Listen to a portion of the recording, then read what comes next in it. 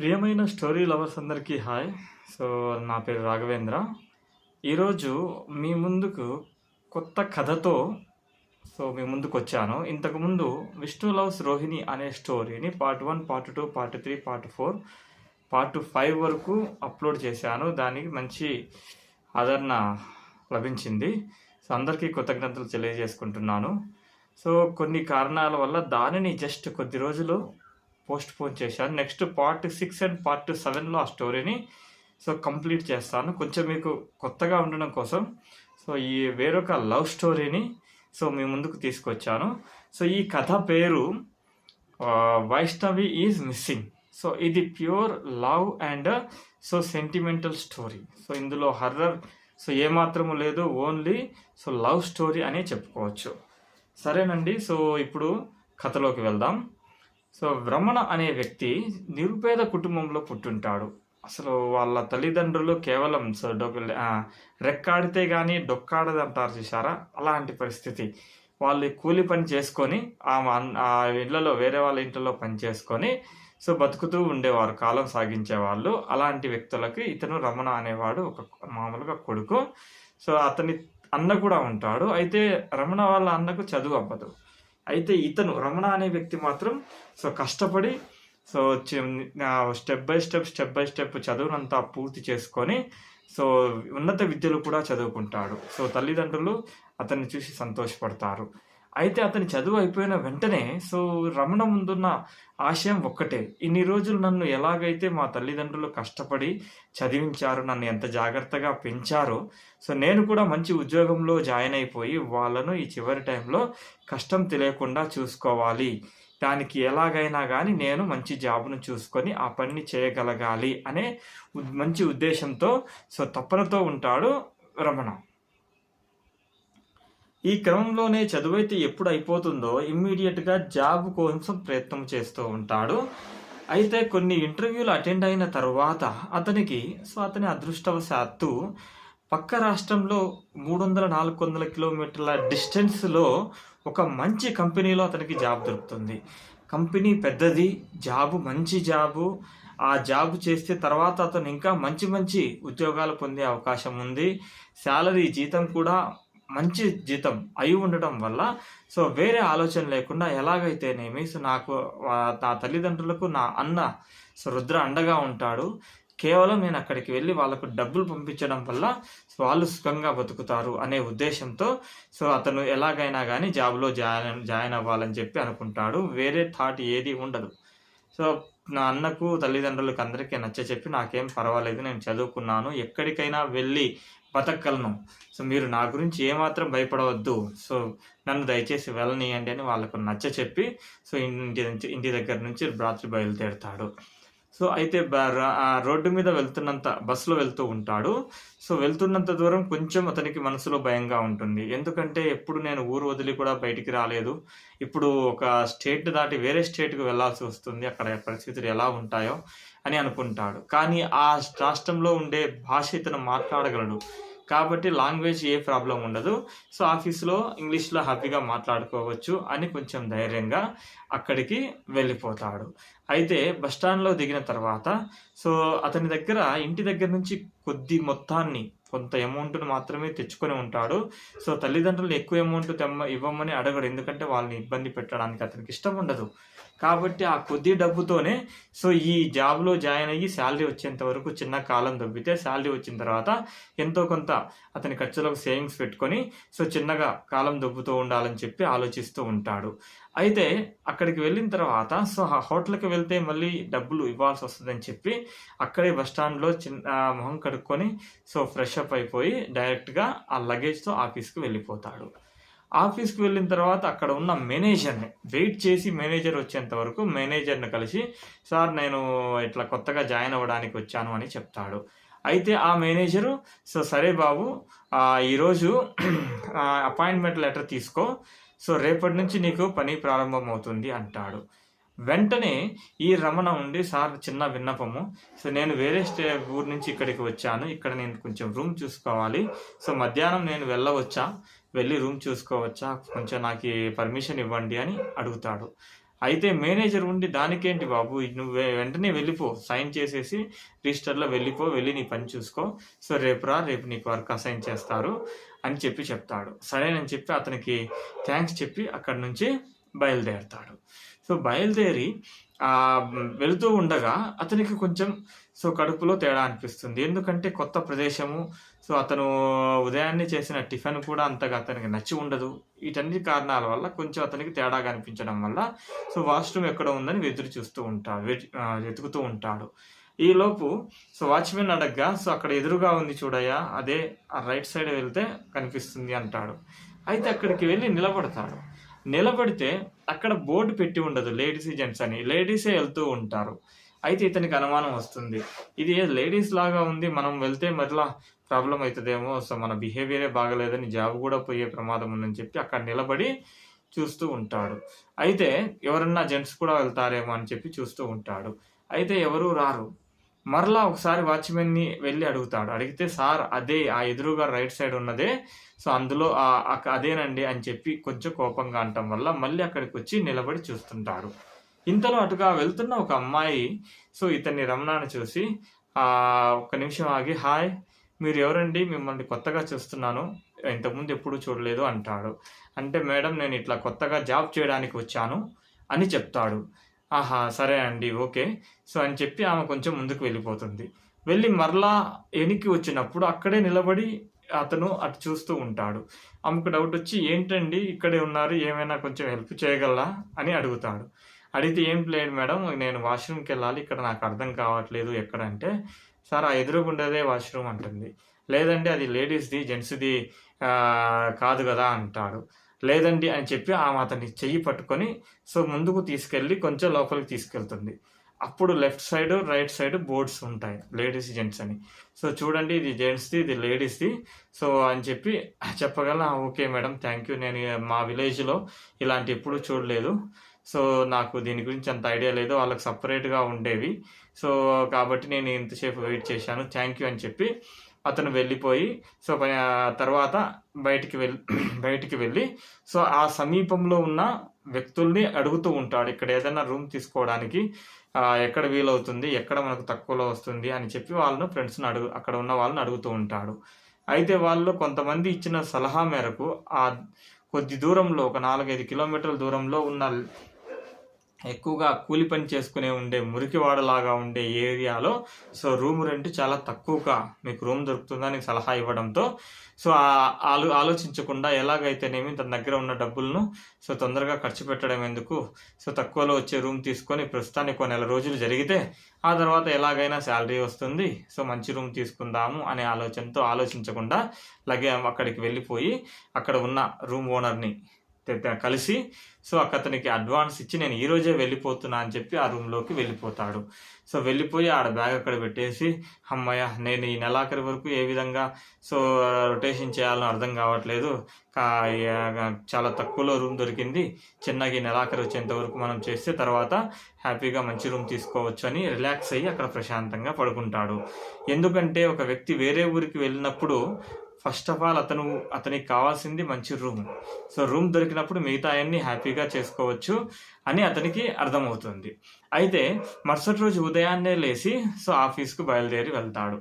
అక్కడ ఉన్న మేనేజర్ని కలిపి, సార్ నేను ఆల్రెడీ రూమ్ తీసేసుకున్నాను, మధ్యాహ్నం నేను వెళ్ళాల్సిన అవసరం లేదు, నేను ఈ రోజు నుంచి ఫుల్ ఫ్లెడ్జ్డ్గా నేను వర్క్ చేస్తాను, డ్యూటీలో జాయిన్ అవుతాను అంటాడు.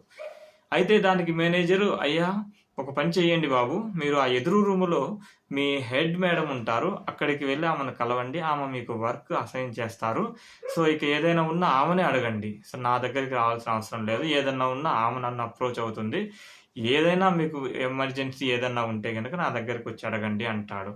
సరే సార్ అని చెప్పి అక్కడికి వెళ్ళి ఆ రూమ్ దగ్గరికి వెళ్ళి బయట ఉన్న విండో డోర్ను కొడితే ఆమె కమిన్ అంటుంది. ఇతను వెళ్ళి లోపలికి వెళ్ళి చూస్తాడు. ఆమెను చూసి ఒక్కసారిగా షాక్ అవుతాడు. ఆమె ఎవరో కాదు, అంతకు ముందు రోజు అతనికి హెల్ప్ చేసిన అమ్మాయి, ఆమె పేరు వైష్ణవి, హెడ్ మేడం. వెళ్ళంగల్నే ఇంతలో చెప్పండి అని అంటుంది వైష్ణవి. మేడం నేను కొత్తగా జాయిన్ అయ్యాను, ఇట్లా మేనేజర్తో మాట్లాడితే మిమ్మల్ని కలవమన్నారు, మీరు వర్క్ అసైన్ చేస్తాను అన్నారు అంటే, ఆ విషయం నాకు నిన్నే చెప్పారు కదండి, రండి కూర్చోండి అని చెప్పి ఆమె చెప్తుంది. అయితే కూర్చున్న తర్వాత, "సార్ ఒక పని చేయండి మీరు. ఈరోజు జస్ట్ వెళ్ళి అక్కడ మీ కొలీగ్స్‌తో వాళ్ళతో మాట్లాడండి. జస్ట్ ఈరోజు సిట్యుయేషన్ అంతా చూడండి. రేపటి నుంచి మీకు వర్క్‌లో ఇన్వాల్వ్ అయిపోతారు. వర్క్ మీకు అసైన్ చేస్తారు. డోంట్ వరీ నిన్నటి నుంచి మీరు జాయిన్ అయినట్టు కన్సిడర్ అవుతుంది" అనంగా, "చాలా సంతోషం మేడం" అని చెప్పి అక్కడి నుంచి బయలుదేరి వాళ్ళ కొలీగ్స్ ఉన్న దగ్గరికి వెళ్తాడు. అయితే వాళ్ళు ఎలా వర్క్ చేస్తున్నారో జస్ట్ అబ్జర్వ్ చేస్తూ ఉంటాడు అందరినీ. ఇదిలా మధ్యాహ్నం వరకు గడిచిపోతుంది. అయితే మధ్యాహ్న సమయం కావడంతో అతనికి ఆకలవ్వటం వల్ల ఎక్కడికి వెళ్ళాలి అని చెప్పి కొలీగ్స్‌ని అడిగితే, ఇక్కడ నెక్స్ట్ ఫ్లోర్‌లో క్యాంటీన్ ఉంది. అక్కడికెళ్ళి హ్యాపీగా భోంచేయొచ్చు అని చెప్తాడు. అయితే కాకపోతే కొద్దిగా కాస్ట్ అవుతుంది. ఎక్కువ ప్రైజ్‌లు ఉంటాయని చెప్తాడు. సరే అని చెప్పి అక్కడికి వెళ్తాడు. వెళ్ళి అక్కడ ఒక బెంచ్ ఖాళీగా ఉంటే ఒక చైర్‌లో అక్కడ ప్లేస్‌లో కూర్చొని ఉంటాడు టేబుల్. అయితే ఆ మెనూ తీసుకొని వచ్చిన తర్వాత మెనూ చూస్తూ ఉంటే అతనికి ఒక్కసారిగా కళ్ళు తిరుగుతాయి. అవన్నీ చాలా రేట్లు ఉంటాయి ఆ ఫుడ్ ఐటమ్స్. ఒక్కొక్కటి ఏదైనా తక్కువలో ఉందా అని చూస్తూ ఉంటాడు గానీ అన్నీ ఎక్కువ రేట్‌లో ఉండడం వల్ల అసలు ఇది మనం ఇక్కడ భోంచేసేది పరిస్థితే కాదు. మనకది కరెక్ట్ కాదు. ఏదో ఒక టీ తాగేసి హ్యాపీగా వెళ్ళిపోదాం. సాయంత్రం కావాలంటే బయట ప్రశాంతంగా భోంచేయొచ్చు అని అనుకుంటాడు. అనుకొని వెయిటర్‌ని పిలుస్తాడు. వెయిటర్‌ని వచ్చేలోపు సడెన్‌గా ఈ వైష్ణవి అక్కడికి వస్తుంది. వైష్ణవి ఆ ప్లేస్ ఒక్కటి అతని ఎదురుగుండా చైర్ ఖాళీగా ఉండటంతో అక్కడికి వచ్చి, "హాయ్ అండి, ఇక్కడ కూర్చోవచ్చా" అని అడుగుతుంది రమణని. "వై నాట్ మేడం, కూర్చోండి" అని లేయబోతాడు. కూర్చోండి సార్, ఎందుకు లేయడము" అని చెప్పి కూర్చున్న తర్వాత, "చెప్పండి, ఏం ఆర్డర్ చేశారు మీరు" అని అంటుంది వైష్ణవి రమణతో. రమణ ఉండి, "లేదండి, నేను ఇంకా ఆర్డర్ చేయలేదు. ఆర్డర్ ఏం చేద్దామని చూస్తున్నాను" అని అంటది. ఇంతలోపే ఈ వెయిటర్ వస్తాడు. వెయిటర్ వచ్చిన తర్వాత నాకు ఒక టీ అని చెప్తాడు. చెప్పే వరకు, "టీ ఏంటండి, ఇప్పుడు భోజనం చేసే టైం కదా" అని చెప్పి ఆమెకు కొంచెం అర్థమవుతుంది. ఇతను అమౌంట్ కొంచెం ప్రైస్ ఎక్కువ అని చెప్పి ఆలోచిస్తున్నాడు అనుకొని, ఒక పని చేయండి రమణ గారు, నేను ఈరోజు మీకు ఫుడ్ ఆర్డర్ ఇస్తాను. మీరు జాబ్‌లో జాయిన్ అయినందుకు నేను ఇచ్చే ట్రీట్ అనుకోండి. మీకు సాలరీ పడిన తర్వాత నాకు ఖచ్చితంగా ఇదే ట్రీట్ మళ్ళీ ఇవ్వాలి" అనంగా, "ఎందుకు ఇవ్వను మేడం, ఖచ్చితంగా ఇస్తాను" అని అంటాడు రమణ. అయితే వెయిటర్‌కి 2 ఫుడ్ ఐటమ్స్ చెప్పి ఆర్డర్ ఇస్తుంది. ఇచ్చిన తర్వాత ఈ రమణ అనే వ్యక్తి వైష్ణవికెళ్ళి చూస్తూ ఉంటాడు. ఆమె చూడటానికి చాలా చక్కగా, అందంగా ఉంటుంది ఆమె. ఆమె కాకపోతే సిటీలో ఉన్నట్లు షర్టు, ప్యాంటు వేసుకొని ఉంటుంది. ఆమె ఎదురుగా కూర్చున్న తర్వాత ఆ ముఖం చూస్తుంటే అతనికి ఏదో అలజడి మొదలైంది. కొంత టెన్షన్ పడుతూ ఉంటాడు. ఆమెను అదే పనిగా చూద్దామని అనిపిస్తూ అలా చూస్తూ ఉంటాడు. మధ్యలో ఎప్పుడైతే ఆమె ఇతన్ని చూస్తుందో వెంటనే తలదించుకొని, "రేయ్ కంట్రోల్, ఎందుకు అలా చూస్తా ఉన్నావు నన్ను? అతను నీకంటే అసలే సుపీరియర్ ఆఫీసరు. నువ్వు అలా చూస్తే ఆమె ఏమైనా అనుకోదా? కొంచెం కంట్రోల్‌గా ఉండు, డైరెక్ట్‌గా చూడవద్దు" అని మనసు అంటూ ఉంటుంది. అయితే సరేనని చెప్పి ఆమె ఫేస్ వైపు కాకుండా ఆమె వేసుకున్న డ్రెస్ వైపు చూస్తూ ఉంటాడు. ఆ డ్రెస్‌లో ఆమె ఎలా ఉంటుందంటే ఒక సిటీలో పుట్టి పెరిగిన అమ్మాయి లాగానే ఉంటుంది. మంచి పర్సనాలిటీ కూడా చాలా బాగా ఉంటుంది. ఆమె చేతులైతే తెల్లగా ఉండే, అబ్బా ఎంత తెల్లగా ఉన్నాయో చేతులు అని అనుకుంటూ ఉంటాడు. ఆ తర్వాత కాళ్ళను అన్నిటినీ ఒకసారి పరిశీలనగా చూస్తూ ఉంటాడు. మొత్తానికి ఆ అమ్మాయిని చూస్తుంటే ఒకసారి మనసులో అనుకుంటాడు, అరే ఇలాంటి అమ్మాయి ఒక్క రోజైనా గానీ భార్యగా ఉందంటే చాలా, ఆ జీవితం నిజంగా ఊహించుకోవడమే అసలు అది చాలా థ్రిల్లింగ్‌గా ఉంది అని అనుకుంటాడు. అయితే ఇంతలో అతని మనస్సు అంటుంది, నీ ముఖానికి అలాంటి అమ్మాయి, అందులోనూ మంచి ధనవంతురాళ్ళ అమ్మాయిలాగా ఉంది. చేతికేమో టచ్ ఫోన్ ఉంది. చేతికేమో స్మార్ట్ వాచ్ ఉంది. ఐఫోన్ యూజ్ చేస్తుంది. అసలు ఆమెకు నువ్వు ఆగుతావా అసలు? ఆమె ఎలాంటి మంచి సౌండ్ పార్టీ ఒకవేళ చేసుకుంటే కనీసం 2 కోట్లు, కోటి పైన ఆస్తున్న అబ్బాయినన్నా కానీ చేసుకుంటది. వాళ్ళంతా కొంచెం డబ్బున్న మనుషులనే ఇష్టపడతారు. నీలాంటి వాళ్ళని అసలు ఇష్టపడతారా? నువ్వు అసలు ఏమి ఆలోచిస్తున్నావు? అసలు సాధ్యమయ్యే పనే అది. కలలో కూడా ఊహించడానికి అది కరెక్ట్ కాదు అని అనుకుంటాడు మనసులో. అయితే ఆమె వైపు మాత్రం చూడాలని అనిపిస్తూ ఉంటుంది. ముఖ్యంగా ఆమె సొట్టబుగ్గలు అతన్ని బాగా అట్రాక్ట్ చేస్తూ ఉంటాయి. సో ఏదో ఒకటి మాట్లాడిచ్చాలి వైష్ణవి మేడంతో అని అనుకుంటూ ఉంటాడు. కానీ నోట మాట రాదు. కొంచెం టెన్షన్‌గా ఉంటాడు. ఇంతలో ఆ వైష్ణవి ఉండి, చెప్పండి రమణ గారు ఏంటి విషయాలు?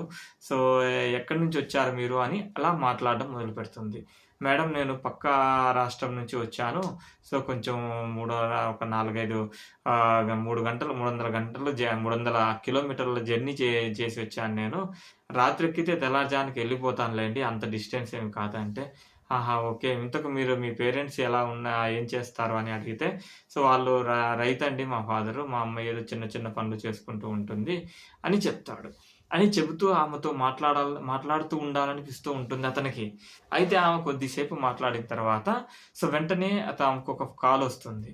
సో కాలొస్తే ఆ కాల్‌లో మాట్లాడుతూ ఉంటుంది.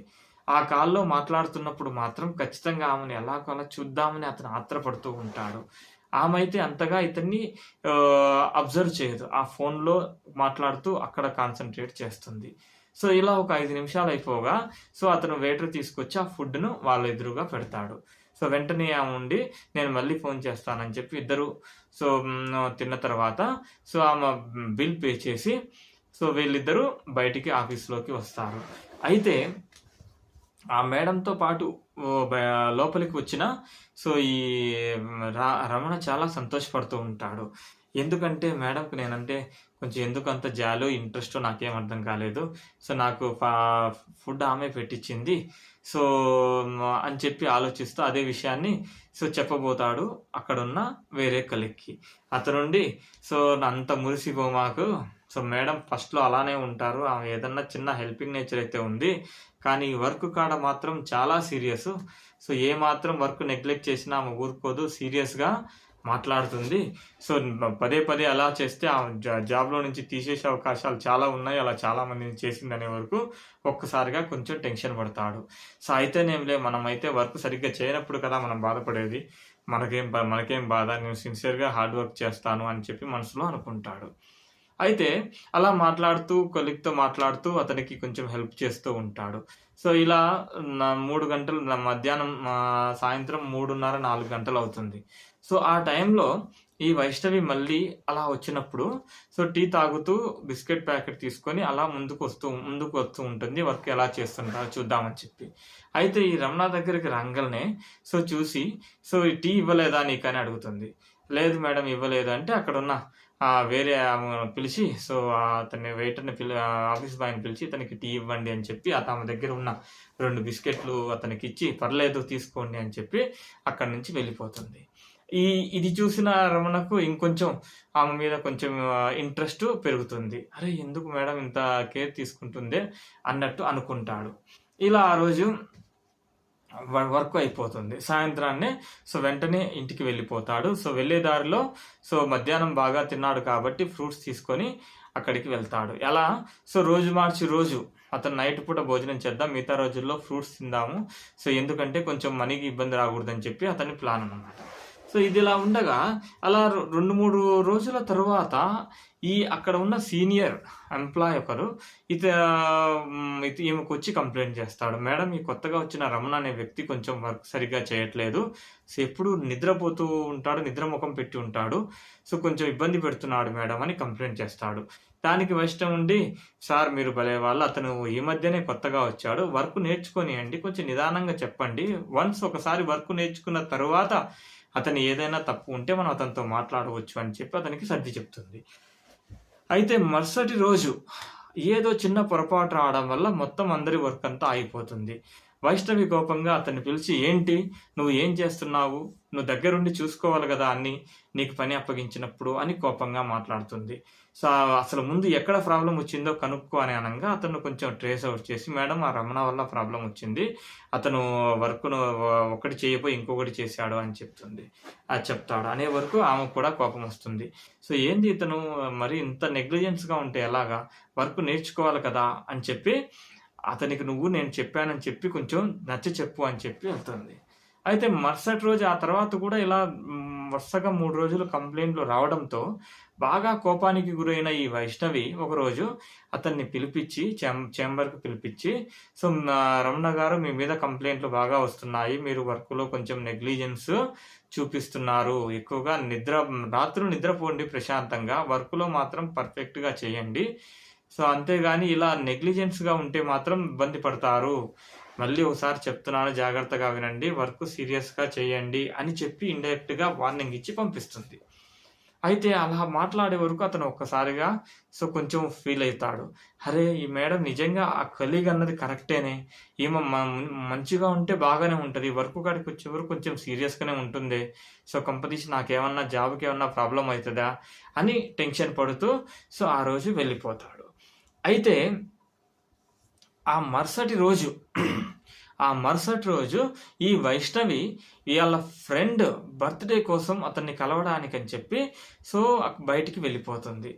వెళ్ళిపోయిన తర్వాత సాయంత్రం పూట వేరొక ఫ్రెండ్ అక్కడికి వచ్చి అతన్ని పిక్ చేసుకొని బర్త్‌డే చేసుకునే ఫ్రెండ్ దగ్గరికి వెళ్ళాలి అతను. యాక్చువల్‌గా అతని వేరే ఫ్రెండ్ బర్త్‌డే పార్టీకి వెళ్ళాలి. అయితే ఆమె అక్కడ వేరే చోట ఆగి అతని వేరే ఫ్రెండ్ కోసం ఆమె వేరే ఫ్రెండ్ కోసం ఎదురు చూస్తూ ఉంటుంది. ఈలోపు అటు ఇటు చూస్తుండగా రమణ అటుగా వెళ్ళడం చూస్తుంది వైష్ణవి. వెంటనే రమణ పిలిచి, రమణ సార్, మీరేంటి ఇక్కడ ఉన్నారు అని అడుగుతుంది. అడిగితే, ఏం లేదు మేడం, నేను ఇక్కడే రూమ్ తీసుకొని ఉన్నాను. కొంచెం ముందుకెళ్తేనే నా రైట్ సైడ్ నా ఇల్లు ఉంటుంది. అదేంటి సార్, మీరిక్కడ ఇది కొంచెం బాగా మురికివాడ టైపు ఉంది. ఎక్కువగా మామూలుగా చిన్న చిన్న పనులు చేసుకునే వాళ్ళు అక్కడ ఉంటారు. అది సేఫ్ కాదు. మీరు అక్కడ ఎలా రూమ్ తీసుకున్నారంటే, నేను వచ్చిన రోజే కొంచెం హడావుడిగా తీసుకున్నాను మేడం. నేను తర్వాత మారుతానులేండి నెక్స్ట్ మంత్ అని చెప్తాడు. సరేనండి అనంగా అతను వెళ్ళిపోతాడు. అతను అలా వెళ్ళిపోతుండగా వెనక నుంచి ఒక ముసలామె వస్తది. వచ్చి, సార్, మేడం, అతనికి తెలుసా మీరు రమణకు అని అడుగుతుంది. అవునవ్వా, అని తెలుసు నాకు అంటే, ఎలా తెలుసమ్మా అని అడుగుతుంది అవ్వ. అతను మా ఆఫీస్‌లోనే పనిచేస్తాడు అని అంటుంది. అనేవరకు ఆమె దగ్గరికి వచ్చి ఆమె చేతులు పట్టుకొని, బిడ్డ, ఒక చిన్న సహాయం చేయమ్మా నువ్వు. అతను ఉంటున్న ఇంటి పక్కన ఒక ఖాళీ స్థలం ఉంది. అక్కడ ఆకతాయిలంతా రౌడీ వెధవలంతా రాత్రి అయ్యే వరకు సాయంత్రానికి అక్కడ చేరి మందు తాగుతూ అక్కడ గోల చేస్తూ బాగా డిస్టర్బ్ చేస్తూ ఉన్నారు. ఆ ఓనర్ ఇతనికి ఎవరు ఇంటికి రావట్లేదని తక్కువ రెంట్‌కని చెప్పి ఇస్తే ఇతను అక్కడ జాయిన్ అయిపోయాడు గానీ, పాపం బిడ్డ చాలా బాధపడుతున్నాడమ్మా. రాత్రి వాళ్ళేమో డిస్టర్బ్ చేస్తూ ఉంటే ఇతను వాళ్ళని పోయి, నేను ఉదయాన్నే ఆఫీస్‌కెళ్ళాలి, ప్రశాంతంగా పడుకోనియండి అని ఎన్నిసార్లు రిక్వెస్ట్ చేసుకున్నా వాళ్ళు వినట్లేదు. నా దగ్గరికి వచ్చి పాపం ఆ బాధనంతా చెప్పుకుంటున్నాడు. అమ్మ, నువ్వు ఆఫీస్‌లో పనిచేస్తున్నావు కాబట్టి ఏదన్నా అడ్వాన్స్ ఏదన్నా అతనికి ఇప్పించు తల్లి. అతను వేరే రూమ్‌కి వెళ్ళిపోతాడు. కొంచెం అతనికి హెల్ప్ అవుతుంది. ఇది నువ్వు ఖచ్చితంగా చేయాలని కాదమ్మా, కనీసం ఏ మానవత్వంతో అయినా నువ్వు చేయొచ్చు గదా అని అంటుంది. అనే వరకు కొద్దిగా ఆలోచనలో పడుతుంది వైష్ణవి. అరే! ఇతను నిజంగా ఇక్కడ ఈళ్ళు రౌడీ వెధవలు చేసిన ఇబ్బందుల వల్ల అతను రాత్రి పడుకోలేకపోతున్నాడా? ఆ పడుకోలేకపోవడం వల్ల ఉదయం అక్కడికొచ్చి ఆఫీస్‌కొచ్చి ఆ నిద్ర మత్తులో వర్క్ చేయలేకపోతున్నాడా? నేనేమైనా అనవసరంగా తొందరపడి అతన్ని మాటలు అన్నానా అని ఆలోచన మొదలుపెట్టి, సరే అవ్వ అని చెప్పి అంటుంది. ఇంతలో ఆమె ఫ్రెండ్ విశాల్ వస్తాడు. రాంగల్నే అతను పోలీస్ ఇన్స్‌పెక్టర్. అతని బండి మీద ఎక్కి డైరెక్ట్‌గా ఆ రెస్టారెంట్‌కి వెళ్తుంది పార్టీ కోసం అని చెప్పి. అక్కడ వాళ్ళ ఫ్రెండ్ మనోజ్ ఉంటాడు. ఈ మనోజ్ అనే వ్యక్తి మార్షల్ ఆర్ట్స్‌లో నేర్పుతూ ఉంటాడు. అతను బేసిక్‌గా సైకియాట్రిస్ట్. బట్ ఇతనికి దీని మీద ఎక్కువ ఇంట్రెస్ట్. అందుకని వారానికి 2 రోజులు మాత్రం పేషెంట్స్‌ని చూస్తాడు. మిగతా రోజుల్లో మార్షల్ ఆర్ట్స్‌లో పిల్లలకు ట్రైనింగ్ ఇచ్చే దాంట్లో ఉంటాడు. అతని ప్యాషన్ అది. అయితే ఎప్పుడైతే ఈ విశాల్, మనోజ్ అండ్ వైష్ణవి వీళ్ళు ముగ్గురు చిన్నప్పటి నుంచి ఒకే చోట చదువుకున్నారు. Friends, best friends.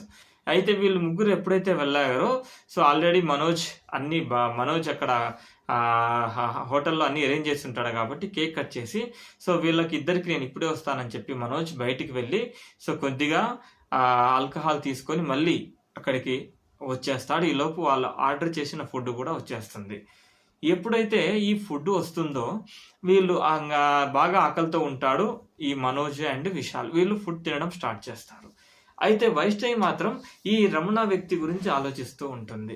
అరే! నిజంగా అయితే అసలు నేను అలా మాట్లాడుండకూడదే అని చెప్పి ఆలోచిస్తూ ఉండగా, "ఏంటి వైష్ణవి ఫుడ్ రెడీగా ఉంది తినమ్మా ఏంది ఆలోచిస్తున్నావు?" అని అంటాడు విశాల్. మనోజ్ అంటాడు, "చెప్పు ఏమన్నా ఆఫీస్‌లో ప్రాబ్లమా? లేదంటే బయట ఎవరన్నా ఏమన్నా ఇబ్బంది పెడుతున్నారా? చెప్పు నేను చూసుకుంటా. మా స్టూడెంట్స్ చాలామంది ఉన్నారు. డోంట్ వర్రీ" అని అంటాడు. అదేం లేదు" అని చెప్పి సో, ఆమె ఫుడ్ తినేసి సో, ఇంటికి వెళ్తుంది. అయితే ఇంటికి వెళ్ళిన తర్వాత నైట్ కొంచెం ఆలోచిస్తుంది. అరే! నిజంగా ఆ ముసలామె అన్నట్లే రేపు మా మేనేజర్‌తో మాట్లాడి సో, అతనికి ఏదైనా మనం హెల్ప్ చేద్దాము. చేస్తే బాగుంటదా అని ఆలోచిస్తుంటుంది. ఇంతలో ఎందుకు అతనికి హెల్ప్ చేయడము? అతను ఆల్రెడీ అతని మీద నెగెటివ్ ఒపీనియన్ ఉంది మేనేజర్‌కి. సో, ఆల్రెడీ అతను సీనియర్ ఎంప్లాయీ ఆల్రెడీ చెప్పున్నాడు. అతను వర్క్ సరిగ్గా చేయట్లేదంటే నిజంగా ఆ రీజన్ అదో కాదో మనం చూడలేదు కదా! అయినా మనకంతే స్పెషల్ ఇంట్రెస్ట్ ఎందుకు? ఒకవేళ ఇబ్బందుల్లో ఉన్నోడైతే నా దగ్గరకొచ్చి మేడం కొంచెం ఏదైనా అడ్వాన్స్ ఇప్పించండి అని అడగాలి కదా! అడిగినప్పుడు ఖచ్చితంగా నేను చేస్తా. అంతేగాని నేనంతట నేను కల్పించుకొని ఎందుకు అతనికి హెల్ప్ చేయడము అవసరమా? అన్న ఆలోచనలో ఉంటుంది వైష్ణవి. అయితే మరుసటి రోజు మరుసటి రోజు 2 రోజులు ఇతను రాడు. ఎవరు? ఇతనే. అయితే మరుసటి రోజు సో, ఆఫీస్‌కొచ్చిన రమణ సేమ్ అదే రిపీట్ చేయడం ఆమె చూస్తుంది. కానీ అతని విషయంలో చొరవ తీసుకుందామని మాత్రం ఏమీ అనుకోదు. అంతా చూసి చూడనట్టుగా ఉంటుంది. ఇలా ఉండగా ఆ రోజు కూడా అతను వర్క్ కొంచెం పొరపాటు చేయబోయి అయితే కొంచెం కాన్సంట్రేట్ చేసి దాన్ని సర్ది చేసి క్లియర్ చేసి ఆ రోజు అక్కడి నుంచి వెళ్ళిపోతాడు. అయితే మరుసటి 2 రోజులు ఈ రమణ ఆఫీస్‌కు రాడు. రాకపోయే వరకు ఈ వైష్ణవికి అనుమానం వస్తది. ఫస్ట్ రోజు చూస్తది రాడు. సెకండ్ రోజు కూడా చూస్తది రాలేదు. వెంటనే అతని సీనియర్ ఎంప్లాయీని అడుగుతుంది. "రమణ వచ్చాడా?" అంటే, "లేదు మేడం. నాకు తెలిసి అతను వర్క్ సీరియస్‌నెస్ లేదు అతనికి. వస్తాడు, ఏదో చేస్తాడు, వెళ్తాడు. ఊరక డబ్బులు ఎవరు ఇవ్వరు గదా! సో, మీరు కొంచెం గట్టిగా చెప్పిన దగ్గర నుంచి కొద్దిగా అతను ఫీల్ అవుతున్నాడు. నాకు తెలిసి ఏమన్నా మానేసి ఎళ్ళిపోయాడేమో. మీకు ఫోన్ చేసి చెప్పలేదా మేడం?" అని అంటాడు. "నాకేం చెప్పలేదండి. అందుకని మిమ్మల్ని అడుగుతున్నాను.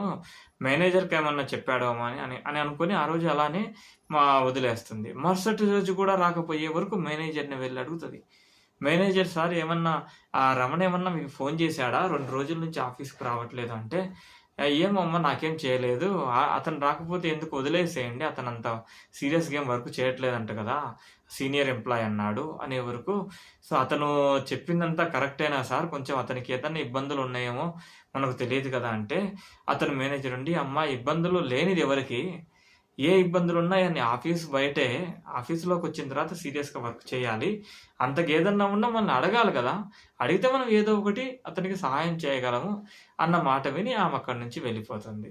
మూడవ రోజు రాంగాల్నే వెయిట్ చేస్తూ ఉంటుంది. అరగంట ముందే ఆఫీస్‌కొచ్చి వస్తున్నాడా లేదా రమణ అని చెప్పి వెయిట్ చేస్తూ ఉంటుంది.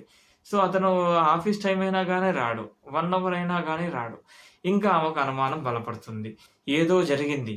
అతను మళ్ళీ వెనక్కి వెళ్ళే ఉద్దేశ్యం అయితే లేదు. సంథింగ్ ఆ రౌడీ వెధల వల్ల ఏదన్నా జరిగిందా? సో, కనీసం మరుసటి రోజన్నా నేను అతనితో మాట్లాడుంటే సరిపోతుండేనే అని మదన పడుతూ, టెన్షన్ పడుతూ ఉంటుంది. ఇలా 1 అవర్ తర్వాత ఇంగ బ్లాస్ట్ అయిపోయి ఏదైనా అయింది. నేనక్కడికి వెళ్లి కనుక్కుంటాను ఏమైందో అని చెప్పి సో, అక్కడ ఉన్న సీనియర్ ఎంప్లాయీని పిలిచి, "నేను బయటికి వెళ్తున్నాను.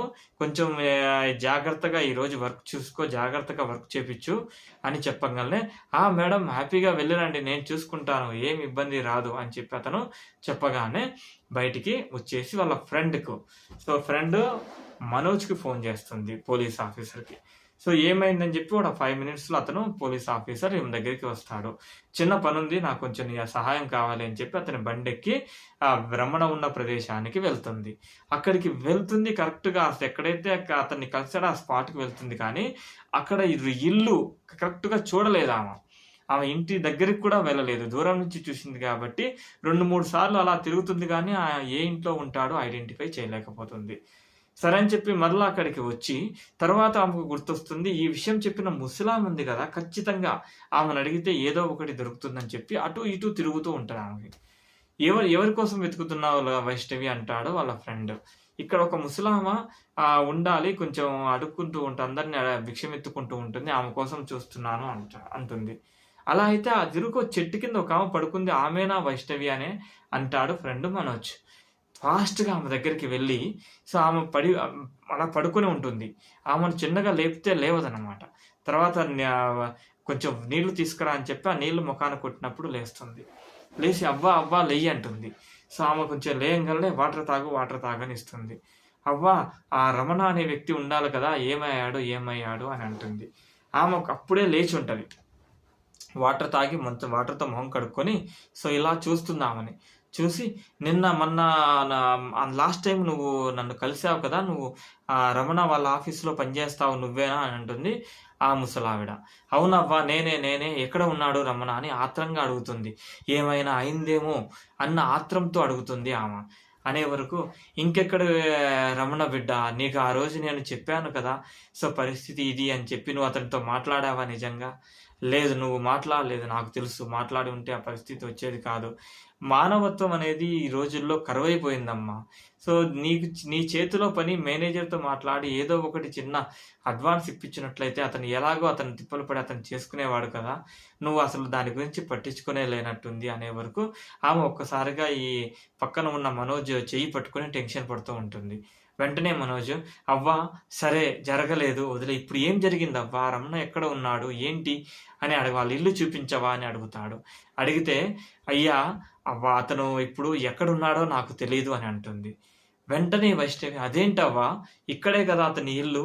అక్కడే ఉంటాడు కదా! ఇల్లు చూపిద్దురా నేను చూస్తా" అంటే "అతను ఇంట్లో ఉంటాడేమో అయితే నాకు నమ్మకం లేదమ్మాయి. సో, యాక్చువల్‌గా నువ్వు కలిసిన రోజు మరుసటి రోజు ఏం జరిగిందంటే సో, అంతకుముందు 2 రోజుల ముందు నుంచే కొంచెం టెన్షన్‌గా ఉన్నాడు ఈ రమణ. ఏంటి అలా ఉన్నావంటే ఆఫీసులో కొద్దిగా ప్రెషర్ అయింది. నేను వర్క్ సరిగ్గా చేయట్లేదని మా మేడం నన్ను అరిసింది మొన్న అని అన్నాడు. ఎప్పుడైతే మరుసటి రోజు వాళ్ళు అదే విధంగా రౌడీ వెధవలంతా బయట ఉండి బాగా అల్లరి చేస్తూ ఉంటే, ఆ రోజు ఎందుకో కోపంగా బయటకొచ్చి అందరూ "ఎళ్ళిపోండి ఇక్కడి నుంచి మీకు పని లేదా, పాట లేదా" అని గట్టిగా వాళ్ళని తిట్టాడు. సో, నాకు ఆఫీస్‌లో వర్క్ చేయలేకపోతున్నాను నేను.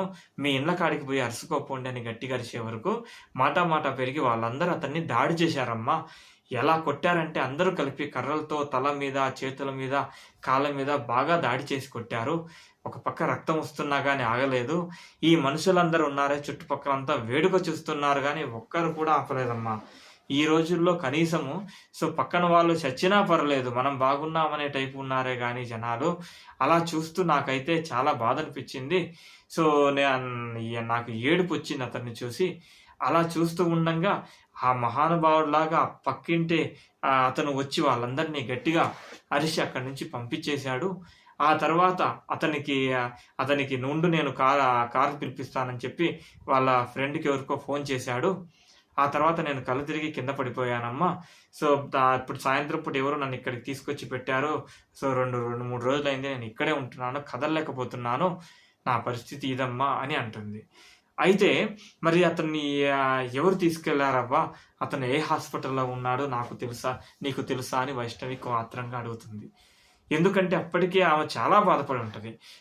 ఎప్పుడైతే ఈ ముసలావిడ విషయం చెప్తుందో ఒక్కసారిగా ఆమె కళ్ళలో నీళ్ళు ఆగలేదు.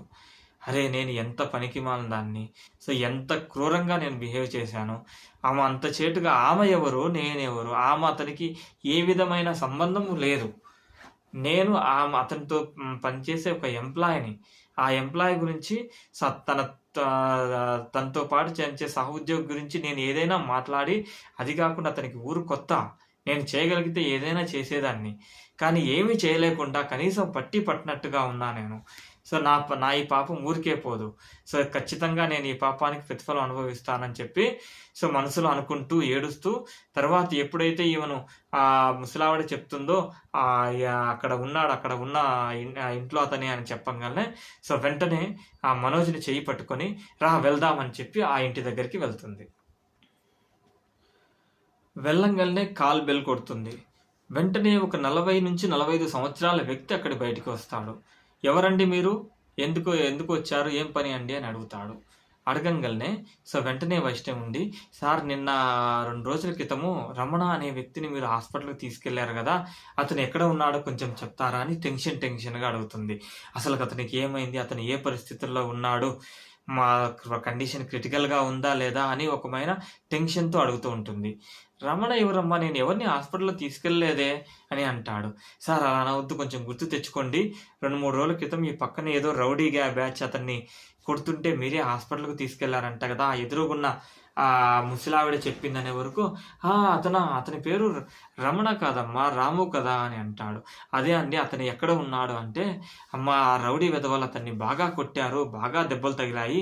కండిషన్ కొంచెం క్రిటికల్‌గా ఉన్నప్పుడు నేనే తీసుకెళ్ళి హాస్పిటల్‌లో జాయిన్ చేశాను అనగా ఇంకా టెన్షన్ పడుతూ ఉంటుంది. వెంటనే అమ్మ టెన్షన్ పడొద్దు, అతను ఔట్ ఆఫ్ డేంజర్, ప్రాణహాని ఏం లేదు. కాకపోతే కొంచెం రెస్ట్ తీసుకోవాలనే వరకు వెంటనే ఈ మనోజ్ వైష్ణవి చేతులు పట్టుకొని కూల్ ఇప్పటికన్నా కొంచెం కూల్‌గా ఉండు. అతని ప్రాణహాని లేదంటున్నాడు గదా! బీపీ పెరుగుతుంది. బాగా టెన్షన్ పడుతున్నావు నువ్వు అంటాడు. అండ్ వెంటనే కొంచెం ఆనందంతో థ్యాంక్ యూ సార్, ఎక్కడ ఉన్నాడు కొంచెం అడ్రెస్ చెప్తారా? నేను వెళ్లి అక్కడ చూడాలి అని అంటుంది. అనే వరకు అది సరే గాని మీరెవరమ్మా? అతనికి ఆమెన అతను ఇబ్బంది పడుతూ ఉంటే మీరు అసలు రెస్పాండే కాలేదు, ఇప్పుడొచ్చి అడుగుతున్నారు అనగా, సార్ నిజంగా మన్నించండి. నేను ఆఫీస్‌లో పనిచేసే నా బాస్‌ని, నేను హెడ్‌ని. సో, నేను కొంచెం నెగ్లెక్ట్ చేశాను. సో, నిజంగా ఐయామ్ రియల్లీ సారీ. సో, నేను ముందే కొంచెం రెస్పాండ్ అయ్యుంటే అతను ఇక్కడ ఉండాల్సింది కాదు. వేరే చోట రూమ్ తీసుకోమని అతనికి సహాయం చేసుంటే ఈ పరిస్థితి వచ్చేదే కాదు అని అతన్ని బతిమలాడుకునే వరకు, ఓకే. It's okay.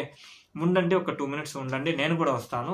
నిన్న సాయంత్రం వెళ్లి చూసొచ్చాను. నేను కూడా ఒకసారి అతన్ని చూడాలి ఎలా ఉన్నాడని చెప్పి వాళ్ళు వెయిట్ చేస్తుండగా సో, లోపలికెళ్ళి సో, కారు తాళాలు తీసుకొని వచ్చి సో, కూర్చోండి వెళ్దాం అంటాడు. వెంటనే ఈ పోలీసు అతను ఆల్రెడీ జీప్ వేసుకొని వచ్చి ఉంటాడు. సో, వెంటనే వేరే కానిస్టేబుల్‌కు వాకీ టాకీతో ఫోన్ చేసి, అక్కడ జీప్ ఉంది, నువ్వు కొంచెం పిక్ చేసుకొని వెళ్ళు, నేను వస్తానని చెప్తాడు. వెంటనే ఆ కార్‌లో కూర్చొని ఆ పెద్దాయన సో, హాస్పిటల్‌కు బయలుదేరతాడు. అయితే కొద్ది దూరం వెళ్ళిన తర్వాత సడెన్‌గా ఈ వైష్ణవి, సార్ కారు ఆపండి అంటుంది. అనే వరకు ఏంటమ్మా? ఏమైంది? ఎందుకు కారు ఆపమంటున్నావు? అంటాడు ఈ పెద్దాయన. సార్ మీరు వేరే రూట్‌లో వెళ్తున్నట్టున్నారు. సో, మనం లెఫ్ట్ సైడ్ కదా, మీరు రైట్ సైడ్‌లో వెళ్తున్నారు అని అంటుంది. నాకు తెలీదమ్మా ఎక్కడికెళ్ళాలో. నేను 15 సంవత్సరాల నుంచి ఉంటున్నానమ్మా ఇక్కడ.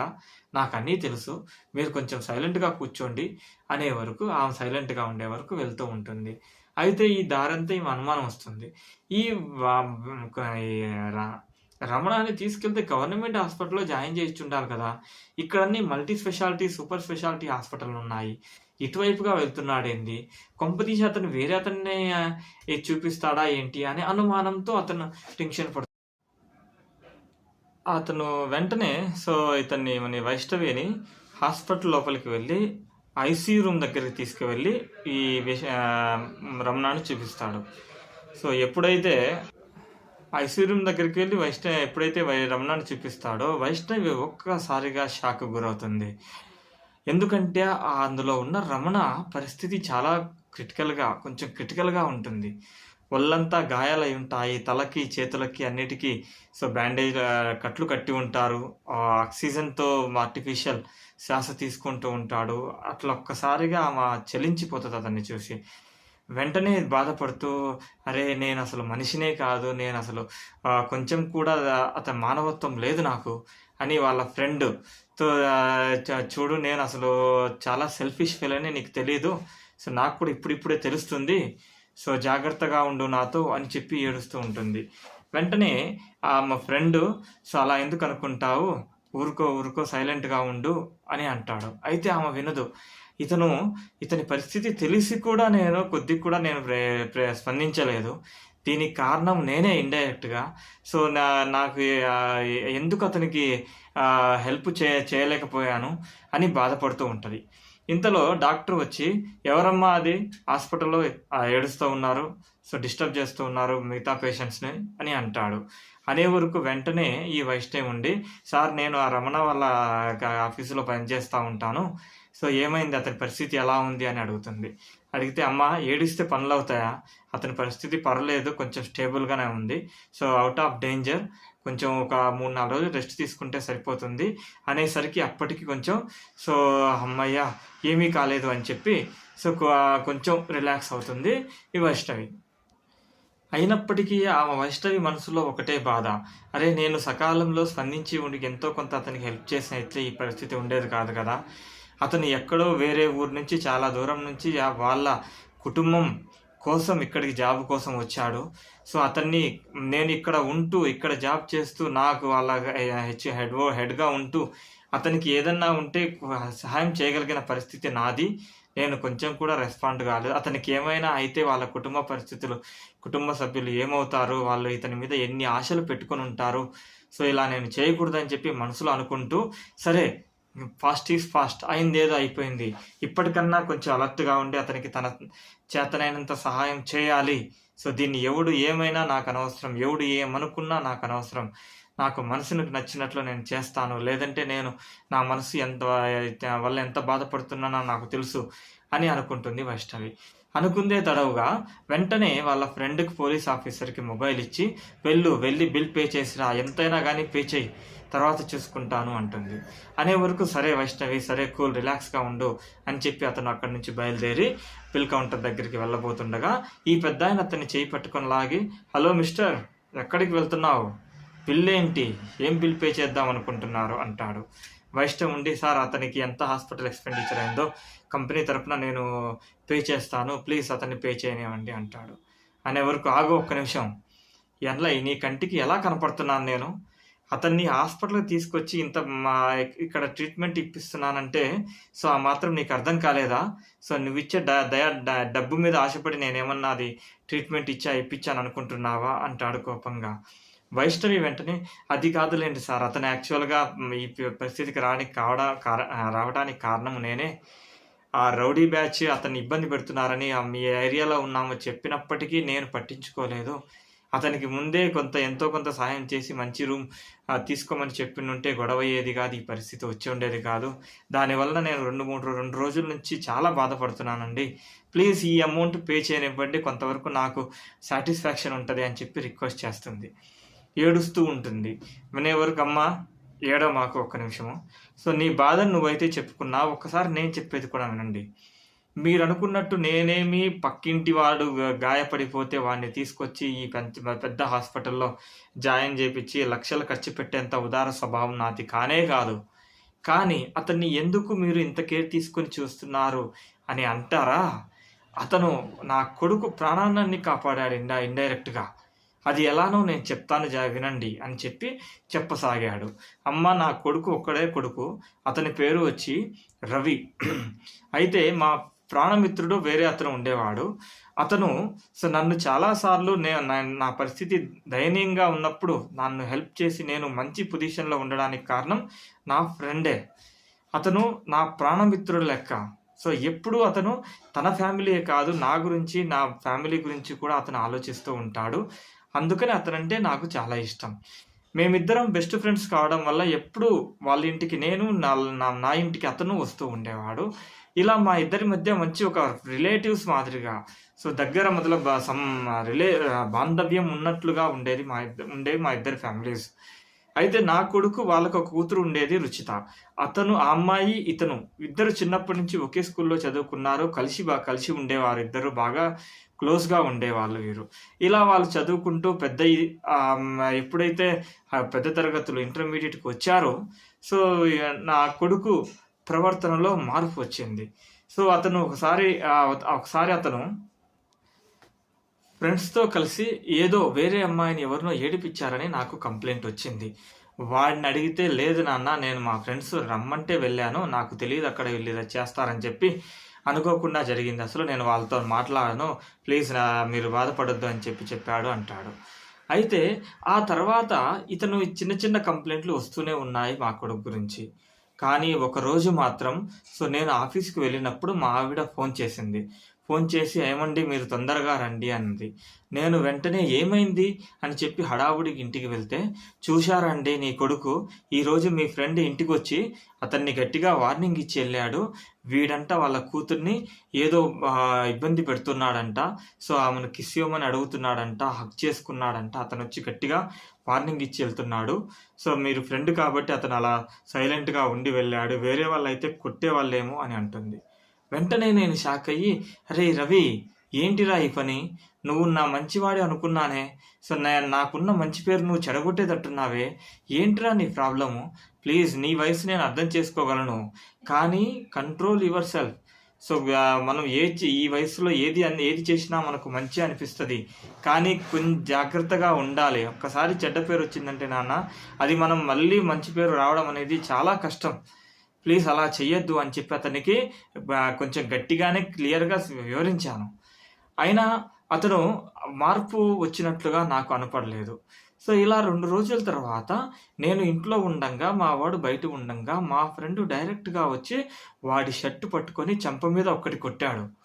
కొట్టే వరకు నేను ఫాస్ట్‌గా వెళ్ళి, "అరే ఏమైందిరా? ఎందుకు కొడుతున్నావు వాడిని" అంటే, "అరే మీ వాడు ఈరోజు ఏం పని చేశాడో తెలుసా? సో మా ఇంటికొచ్చాడు. ఇంటికొచ్చి ఏదో ఫంక్షన్ అని చెప్పి వచ్చి మా కూతురు బెడ్‌రూమ్‌లోకెళ్ళి దాన్ని బలవంతం చేయబోయాడు. నాకు తెలిసిన నాకు మా మిసెస్ చెప్తే నేను హడావుడిగా వచ్చాను. ఏంటిరా మీ వాడు ఇలా చేస్తున్నాడు? నేను ఫ్రెండ్‌గా ఎంత బాగా చూసుకున్నాను. నీకెంత నేను హెల్ప్ చేశాను. సో నీ కొడుకేంటి నా కూతురి జీవితం అన్యాయం చేయాలని చూస్తున్నాడు.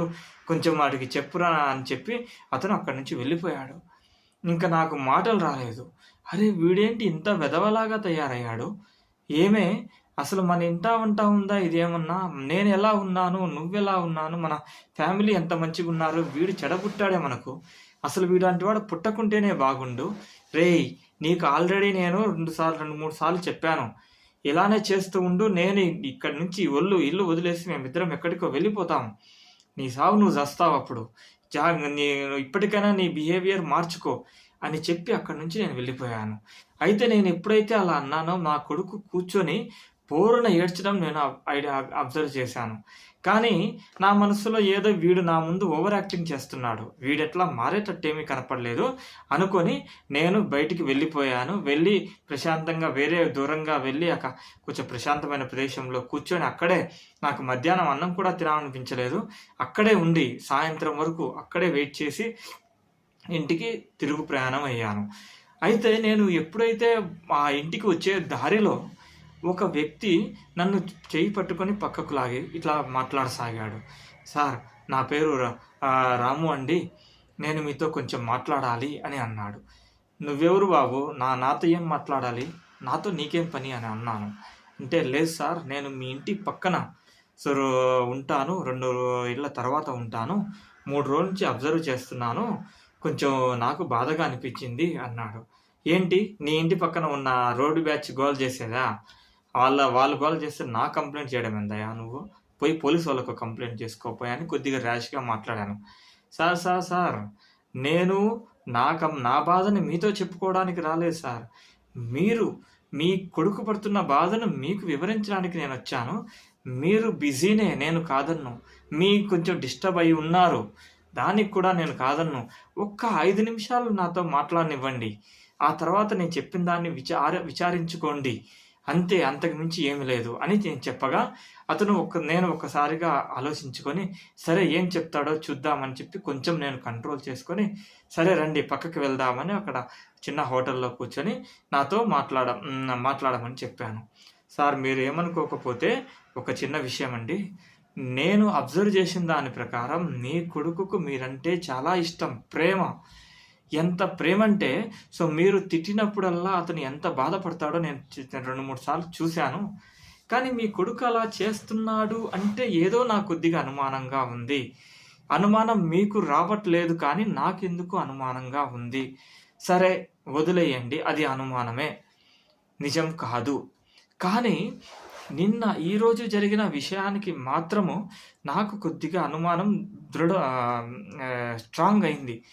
ఎలా అయిందంటే, ఉదయం మీరు వెళ్ళిన తర్వాత మీ వాడు 1 గంట సేపు ఏడుస్తూనే ఉన్నాడు. వాళ్ళ ఫ్రెండ్ వచ్చినా కానీ ఏడుస్తూనే ఉన్నాడు. ఆపను కూడా ఆపలేదు.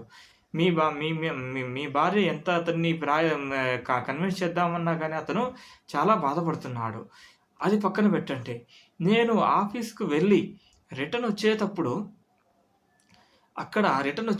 దారి మధ్యలో మీ వాడు కొద్దిగా లోపలిగా కంప చెట్ల సాటుగా ఫోన్ మాట్లాడుతూ ఉన్నాడు. ఫోన్ మాట్లాడుతూ ఉండంగా నాకు డౌట్ వచ్చింది. ఏం మాట్లాడుతున్నాడు అని చెప్పి గోడ చాటున నేను వినసాగాను. అతను వాళ్ళ ఫ్రెండ్ ఎవరితోనో ఇలా మాట్లాడుతున్నాడు. అరేయ్! నా బాధ దేవుడికి కూడా పగవాడికి కూడా రాగూడదు. మా నాన్నను సో, చాలా బాధపడిపోతున్నాడు నా వల్ల. ఎంత బాధపడుతున్నా అంటే అతనికున్న మంచి పేరును నేను చెడగొడుతున్నానని చెప్పి బాధపడుతున్నాను. అసలు నేను అలా చేస్తానా? అంత పరిస్థితి వస్తే మా నాన్న పేరు చెడిపోయే పరిస్థితి వస్తే నేనే ముందు పోతాను. సో, దాంతో అతనికి చెడ్డ పేరు రాకుండా ఉంటుంది అని వాళ్ళ ఫ్రెండ్‌తో మాట్లాడడం నేను విన్నాను సార్. మీరు కొంచెం జాగ్రత్తగా ఒకసారి ఆలోచించండి. మీ ఫ్రెండ్ వాళ్ళ కూతురు కంప్లెయింట్ ఇస్తూ ఉంది. అతను మాట్లాడడం ఏందంటే, మా నాన్న ఫ్రెండ్ వాళ్ళ కూతురు నన్ను టార్గెట్ చేసి ఇదంతా చేస్తుంది. నా తప్పేం లేదురా అని చెప్పి వాడు ఫ్రెండ్‌తో బాగా స్ట్రెస్ చేసి చెప్పడం నేను విన్నాను. కాబట్టి మీరు ఒకసారి ఆలోచించండి. నిజంగా మీ వాడి తప్పుందా? లేదంటే మీ ఫ్రెండ్ వాళ్ళ కూతురి తప్పు ఏమైనా ఉందా? ఎవరిని నమ్మలేం సార్. ఇప్పుడు పిల్లలు ఎలా ఉన్నారంటే, సో, చిన్న పిల్లవాడు కూడా లేనిపోని ఆ మీడియాలో సోషల్ మీడియాలో వీడియోలన్నీ చూసి చెడిపోతున్నారు. వాళ్ళ పాప కూడా మంచిదని గ్యారంటీ ఏంది? నేను చెప్పేది ఒక్కసారి వినండి. మీరు న్యూట్రల్‌గా మీ అబ్బాయి మీ ఫ్రెండ్ వాళ్ళ అమ్మాయి వాళ్ళెవరో నీకు తెలియదు. మీరు వాళ్ళిద్దరిది ఎవరిది తప్పనేది ఒకసారి ఫైండ్ చేయండి. ట్రేస్ ఔట్ చేయండి. మీరు ఏ కాడికి మీ ఫ్రెండ్ ఇలా చెప్తున్నాడు కంప్లెయింటే అని మీరు అంటున్నారు గానీ, అందులో ఎంతవరకు నిజం ఉంది, ఎంతవరకు అబద్ధం ఉంది మీరు కన్ఫర్మ్ జేసుకోండి. ఇంతకుముందు కంప్లెయింట్లు ఏమైనా వచ్చినాయే గానీ, అవి చిన్న చిన్న కంప్లెయింట్ అయ్యొచ్చు. ఈ పెద్ద కంప్లెయింటు. సో, నిజంగా వాడు చేశాడా లేదని ధృవీకరించుకొని తర్వాత మీరు ఏదైనా చేసుకోండి సార్. ఇంకొక విషయం, మీరు కొంచెం తొందరపడి మీ బాబు ఏదైనా చేసుకుంటే తర్వాత మీరు, మీ ఆవిడ ఇద్దరే గదండీ లైఫ్ లాంగ్ బాధపడాల్సింది. మీకున్నది ఒక్కగానొక్క కొడుకు. మీరు ఏం సంతోషంగా ఉంటారు? కొంచెం జాగ్రత్త. మీరు చెప్పిన విషయం కొంచెం ఆలోచించండి సార్ ప్లీజ్. ఆలోచించుకొని మీ కొడుకుని దారిలోకి తెచ్చుకోవడము, లేకపోతే అసలు ప్రాబ్లమ్ ఎక్కడి నుంచి వస్తుందో దాన్ని సార్ట్ ఔట్ చేసుకోండి. అంతేగాని అరిసి నేను వెళ్ళిపోతాను అని వాడిని భయపిస్తే వాడు ఏం చేయగలుగుతాడు? పాపం వాడు నిజంగా హరామీ ఆర్ వేస్ట్ గాడు అంత అలాంటి వాడు అయితే అప్పుడు వదిలేసినా గానీ ప్రయోజనమే. అంత ఉన్నా గానీ మీ మీద అతనికి చాలా ప్రేముంది సార్. చాలా ప్రేముంది. మీరు చెప్తే వాడు వింటాడు ఖచ్చితంగా. కొంచెం ఆలోచించండి సార్. మిమ్మల్ని ఆశించి మీ దగ్గర నేనేదో మంచిగా ఉండాలని చెప్పి లేదు మీ ఇన్ఫర్మేషన్ చెప్పి నాకు కొంచెం సహాయం చేయండి సార్ అని చెప్పి ఇలా ఆశించి నేను ఈ దగ్గరికి రాలేదు. ఒక్కసారి అర్థం చేసుకోండి. అదే నేను మీ ఫ్రెండ్‌నో, లేకపోతే మీ రిలేటివ్‌నో, లేదా మీ కింద పనిచేసే వ్యక్తినో, మీ దగ్గర నుంచి ఏదైనా ఆశించి చేసేవాడినైతే నేను మీకు ఫాల్స్ స్టేట్మెంట్ ఏదైనా నేను చెప్పేవాడిని. నేను అలాంటి ఏ విధమైన సహాయం నాకు అవసరం లేదు సార్. మీరు మీ బాబు బాధను తగ్గించుకొని మీరు వాడిని మంచిగా చేసుకుంటే అదే చాలని చెప్పి నేను చెప్తున్నాను సార్. ప్లీజ్ ఏమనుకోవద్దు. ఒకసారి ఆలోచించండి అని చెప్పి అక్కడి నుంచి వెళ్ళిపోయాడు. ఈ రామునే నాకు రమణ అని చెప్పాడు. అయితే ఎప్పుడైతే నేను అతని మాటలు విన్నానో నాలో కొంచెం ఆలోచన మొదలైంది. అరే యార్! బయటోడెవడో వచ్చి నా కొడుకు గురించి మంచి ప్రేమ అని చెప్తున్నాడే. అసలు నేనయ్యుండి కనీసం నా కొడుకు గురించి ఆలోచించాలి గదా! చూద్దాం అసలు ఏంటి పరిస్థితి? ఎక్కడ ప్రాబ్లమ్ వస్తుంది? ఎక్కడ సమస్య వస్తుందో దానికి ఏదన్నా మాట్లాడి బతిమాలో, బెదిరించో ఏదో ఒకటి చేసి నా కొడుకుని నేను దారిలోకి తెచ్చుకోవాలి. ఇట్లా అనడం కరెక్ట్ కాదు అని చెప్పి అనుకొని నేను ఇంటికి వెళ్ళానండి. ఇంటికి వెళ్ళంగల్నే నా భార్య అరుస్తూ ఉంది. ఎక్కడికెళ్లారండి మీరు? ఉదయం నుంచి ఎళ్లారు. వాడిని ఆ మాట అని ఎళ్లారు. వాడు మధ్యాహ్నం అన్నం కూడా తినలేదు. ఎంత బాధపడ్డాడో. వాడేదో పొరపాటు చేశాడనుకో, ఈవెన్ ఈ తప్పు చేసిన వాడికైనా శిక్ష ఉంటుంది కదా!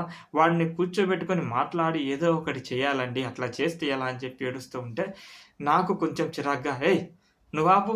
నువ్వు చెప్పింది చాలే నాకు. ముందు కనీసం ఇంట్లోకొచ్చి కనీసం కాలు చేతులన్నా కడుక్కొని ఇస్తావా లేదా?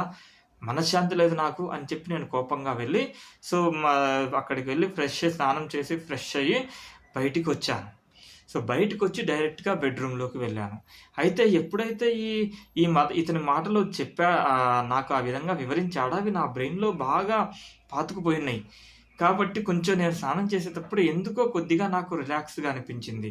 అరే యార్! మనం కోప్పడి మన బీపీ పెంచుకొని, హార్మోన్ల బ్యాలెన్స్ తుంచుకొని ఇయన్నీ అవసరమా? కొద్దిగా కూల్‌గా ఉంటేనే సమస్య పరిష్కారం అవుద్దని చెప్పి నేను కొంచెం కూల్‌గా అయిపోయింది నా బ్రెయిన్. అయితే నేనక్కడ డ్రెస్ చేంజ్ చేసుకొని అక్కడ కూర్చున్న తర్వాత మా మా బయట ఉన్న మా ఆవిడని ఇంతకు వాడెక్కడికెళ్ళాడు అని గట్టిగా అరిచాను. అరే వరకు వాడు మీకోసమే వెళ్ళాడండి బయటికి, మీ టాబ్లెట్లు అయిపోయాయని తీసుకురావడానికి వెళ్ళాడు, మీరంటే వాడికి ఎంత ప్రేమో, కానీ వాడు ఎందుకు అలా చేస్తున్నాడో నాకేం అర్థం కావట్లేదు అని అంటుంది మా ఆవిడ. సరేలే ఆపు అని చెప్పి అలా చూస్తూ ఉండగా అతని మొబైల్ అక్కడ ఉంది. సో నాకెందుకో సరే అసలు వీడు ఏం చేస్తున్నాడు, వీడి బిహేవియర్ ఏంది, కనీసం నేను ఎప్పుడు ఆలోచించింది లేదు. ఏ కాడికి నా బిజినెస్ డెవలప్ చేసుకోవాలి, డబ్బులు 4 వెనకేసుకోవాలి అని చెప్పి అనుకుంటున్నాను. సరే అని చెప్పి వాడి మొబైల్ అలా తీశానండి. ఒకసారి తీసి చూస్తూ ఉంటే సో వాట్సాప్ ఓపెన్ చేసింది. సో వాట్సాప్లో ఏమన్నా తెలుస్తాయి కదా ఇన్ఫర్మేషన్. అసలు వీడు వాట్సాప్లో ఎంతమంది అమ్మాయిలతో వీడు చాటింగ్ చేస్తున్నాడో ఏమని చూస్తే ఏమీ లేవు నెంబర్స్, అమ్మాయిలు ఒక్క నెంబర్స్ కూడా లేవు. కానీ మా ఫ్రెండ్ నెంబర్ మాత్రం అందులో ఫీడ్ చేసి ఉంది. సో మా ఫ్రెండ్ నెంబర్ ఫీడ్ చేసి ఉంది. అది ఒకసారి ఓపెన్ చేస్తే హాయ్, ఇప్పటికైనా నేను చెప్పింది వింటావా అన్న మెసేజ్ ఉంది అక్కడ. ఇది చూసే వరకు నాకు అనుమానం వచ్చింది. అరే నా ఫ్రెండ్ వీడికి ఫోన్ చేసేంత తుచ్చమైన వాడు కాదే, వాడు ఏదున్నా నాతోనే మాట్లాడతాడు, మొఖాన నన్నే ఏదైనా తిడతాడు, కానీ నా కొడుకును నాకు తెలియకుండా బెదిరించే అంత నీచుడైతే కాదు. అతను చాలా మంచివాడు. సంథింగ్ ఏదో రాంగ్ ఉంది ఇక్కడ, ఏదో సంథింగ్ రాంగ్ ఉంది, దీన్ని ఏదో కనుక్కోవాలని చెప్పి అప్పుడు నాకు డౌట్ వచ్చిందండి. ఆ డౌట్ వచ్చిన తర్వాత కొద్దిసేపటికి నేను ఆ మొబైల్ అక్కడ పక్కన పెట్టి సో ఆలోచిస్తూ ఉన్నాను. అరే ఎలా దాన్ని ఫైండ్ అవుట్ చేయాలి అని చెప్పి. ఇంతలో మా వాడు రానే వచ్చాడు. వచ్చి మా ఆవిడకు ఆ టాబ్లెట్స్ ఇచ్చేసి సో వాడు బయట హాల్లో కూర్చొని చూస్తూ ఉన్నాడు. వచ్చి మమ్మీ డాడీ వచ్చాడా అని అడిగాడు. నేను లోపల నుంచి వింటున్నా. వచ్చాడురా, లోపల బెడ్రూమ్లో ఉన్నాడు. సో ఎందుకు నాన్న నువ్వు ఇలా చేస్తున్నావు, మీ నాన్న నేనైనా కానీ నీకోసమే కదా అన్నీ చేసేది అని అనగా నేను ఒక్కసారి బయటికి వెళ్ళి అరే రారా కొడకా నువ్వు అని అతని చెయ్యి పట్టుకొని లోపలికి తీసుకెళ్ళబోయాను. వెంటనే నా మెసేజ్ వచ్చి ఏంటండి ఇది, ఉదయం వాడిని అన్నది చాలా, ఇప్పుడు వాడిని తీసుకొని కొట్టాలా, వాడు మీరు ఇట్నే చేయండి, వాడు ఏదో ఒకటి చేసుకుంటాడు, అప్పుడు ఇద్దరం కూర్చొని ప్రశాంతంగా ఎంజాయ్ చేద్దామనే వరకు నువ్వు ఒక్క మాట మాట్లాడితే నీ ముఖం పగలగొడతానని గట్టిగా ఆమెను చెప్పి నువ్వు సైలెంట్గా ఉండు అని చెప్పి ఆమెను లోపల పిలిచి అక్కడ కూర్చోమని చెప్పాను. కూర్చోమన్న తర్వాత సో నేను వాడి నుంచి నిజం రాబట్టాలి, ఏంటి అసలు సంగతి కనుక్కుందామని చెప్పి నేను సోఫాలో కూర్చొని వాడిని ఎదురుగా నిలబెట్టి అరే రవి, నేను చెప్పేది జాగ్రత్తగా విను, కరెక్ట్గా ఆన్సర్ చెయ్యి, ఏ మాత్రం తేడా వచ్చిందంటే మాత్రం నీ తండ్రి నీకుండడు, గుర్తుపెట్టుకునే వరకు. నాన్న అంత మాట ఎందుకు నాన్న, చెప్పు నువ్వు ఏమడుగుతావో చెప్పు అని అన్నాడు. అనే వరకు నేను వాడి చెయ్యిని నా తల మీద పెట్టుకొని నిజం చెప్పు, మీ నాన్న మీద ఒట్టేస్తున్నావు నువ్వు, ఏదన్నా నువ్వు నిజం చెప్పకపోయినా అబద్ధం చెప్పినా మీ నాన్న నీకు దక్కడో గుర్తుపెట్టుకో, నేను సీరియస్గా చెప్తున్నాను, జోక్ మాత్రం తీసుకోకని సీరియస్గా అతన్ని హెచ్చరించాను. ఇంతలో నా భార్య ఉండి ఏదో చెప్పబోతే నువ్వు ఆపు, నువ్వే విని చెడగొట్టింది అని చెప్పి ఆపాను.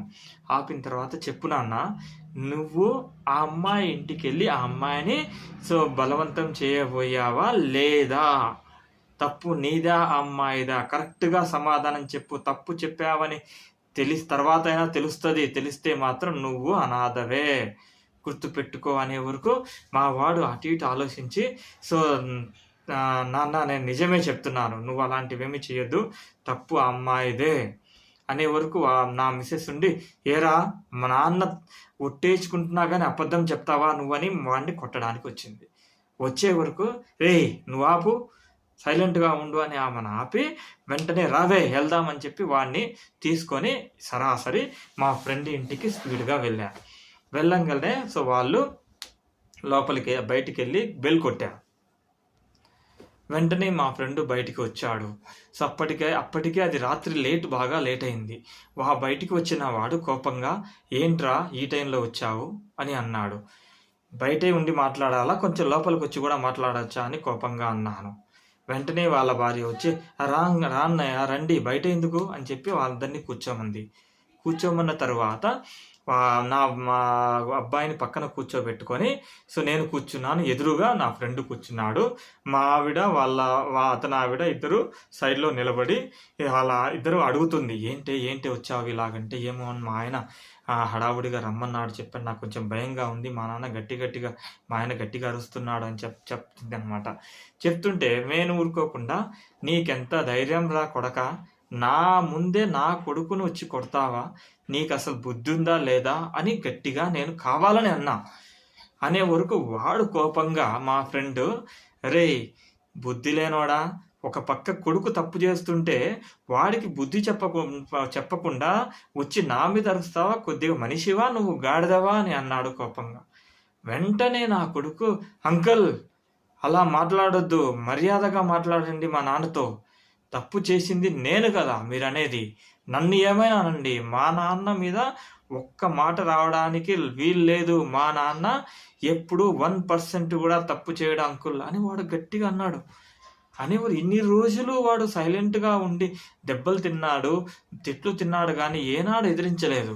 ఎప్పుడైతే వా ఫ్రెండ్ నన్ను అన్నాడో అప్పుడు వాడు ఇంత సీరియస్గా మాట్లాడుతున్నాడు. అప్పుడు నాకు అర్థమైంది, ఇక్కడ ఏదో ఉంది, ఇంకా రెచ్చగొడితే కానీ వాడు చెప్పడం చెప్పి వెంటనే నేనుండి, అరే ఎవడి కొడుకు వాడికి గొప్ప, ఎవరి కూతురు వాడికి గొప్ప, నీ కూతురు ఏమన్నా నీకు గొప్ప అయితే నా కొడుకు నా గొప్ప, నీ కూతురిని నువ్వు వచ్చి కొడితే నువ్వు ఊరుకుంటావా, నా కొడుకుని వచ్చి నువ్వు కొట్టడానికి నువ్వెవరు అని అన్నాను కోపంగా.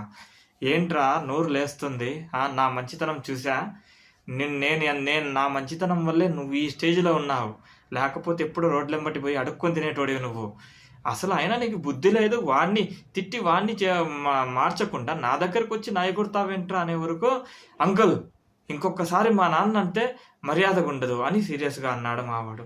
ఏంట్రా మర్యాద నీకు తెలుసారా, మర్యాద తెలిస్తే ఇట్లాంటి పనికి మాలిన పనులన్నీ చేసి మీ నాన్నను ఈరోజు నా ముందు తలకాయ ఉంచుకునేలాగా చేస్తావా అని అన్నాడు వాడు మా కొడుకుతో. అంకుల్ మా నాన్న నీ ముందు తల ఉంచాల్సిన పరిస్థితి ఎప్పుడు రాదు, గుర్తుపెట్టుకోండి, మా నాన్న 1% కూడా మీ ముందు తల వంచాడు, ఎందుకంటే ఆ పరిస్థితి ఎప్పుడు రాదు, మా నాన్న చాలా మంచివాడు అని అంటాడు. మరి మంచివాడైతే నిన్ను కన్నాడు కదరా, నిన్ను కానీ ఇలాంటి వాడిని అప్రేచుకొని నేను కన్నప్పుడు అతనికి మాటలు పడతాయంటే ఇతను కోపం వచ్చి, అంకుల్ ఇందాక నుంచి చేస్తున్నాను, మా నాన్నను ఒకటేమైనా అంటున్నారు, అదే విషయం నేను మిమ్మల్ని అంటే ఏమవుతారు అని అన్నాడు కోపంగా.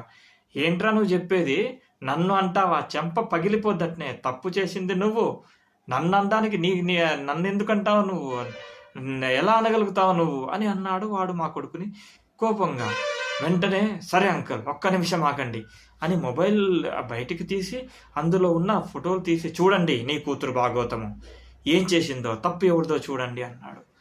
అనే వరకు వాడు ఫోన్ తీశాడు, నాకేముందో తెలియదు అందులో, చూసి 2-3 చూడండి, ఇవి మీ అమ్మాయి నీ వాట్సాప్ నెంబర్ నుంచి నాకు పంపిన మెసేజ్లు, ఒక్కసారి జాగ్రత్తగా చూడండి, ఎవరిది తప్పు అది తెలుసుకుని మా నాన్నను తిట్టడం మానుకోండి, మా నాన్నను 1% కూడా అంటే నేను ఒప్పుకోను, తప్పు ఉంటే అనండి అంకుల్, మాట పర్లేదు, అనవసరంగా ఎందుకు అంటున్నారు, నన్ను అంటే నేను పడ్డాను, మా నాన్న అంటే నేను ఒప్పుకునే ప్రసక్తి లేదన్నాడు.